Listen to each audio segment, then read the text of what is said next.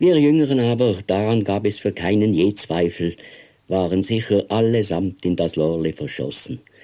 Am meisten und offensichtlichsten allerdings unser Tamburenidol mit dem wohlverdienten Ehrennamen der Ruesser.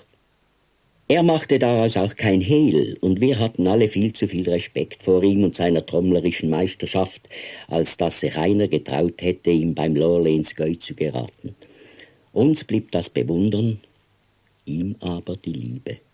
So schätzten wir, denn es war für uns eine ausgemachte Sache, dass er eines schönen Tages das Lorle heiraten und dann vielleicht zum Wirteberuf umsatteln würde.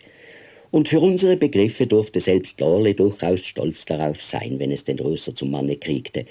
Denn er war in allen Fasnächtlerkreisen eine richtige Berühmtheit, galt er doch unter den ausgesuchtesten Fachleuten als der beste Tambour von ganz Basel.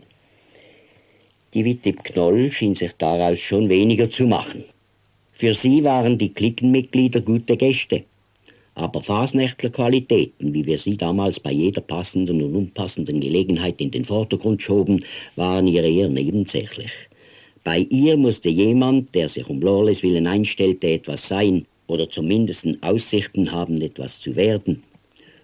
Und wenn wir es gar zu großspurig trieben um unseren Ruesser, dann pflegte sie zu brummen, mit dem Trommeln allein habe niemand gefressen. Das war nicht immer so gewesen, im Gegenteil. Gut 2 Jahre lang hatte Frau Knoll der aufkeimenden Liebe der beiden jungen Leute wohlwollend zugeschaut. Sie hatte Gefallen an dem stämmigen 27-Jährigen und an seiner unerschütterlich gemütlichen Art. Mehr als einmal hatte sie zu ihrem Lorle gesagt, es sei eigentlich rühmlich, dass der Ruesser trotz seiner Trommelerfolgen und trotz dem Weihrauch, den seine Kameraden um ihn verbreiteten, sogar nicht eingebildet oder prahlhansig geworden sei. Das lasse auf einen guten Charakter schließen. Das Blatt begann sich erst langsam zu wenden, als der Ruesser zweimal wegen der Fasnacht seine Stellung verlor. Es waren halt damals ganz andere Zeiten als heute. Wenn die Zeit der Preistrommeln heranrückte, dann war auch die Fasnacht nicht mehr fern.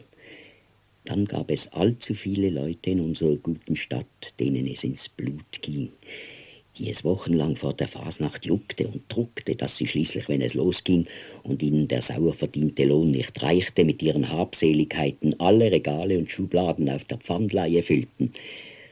Und es gab allzu viele, die dann einfach Blauen machten, am Ende der Fasnacht nicht aufhören konnten und von ihren Arbeitgebern fristlos auf die Straße gestellt wurden.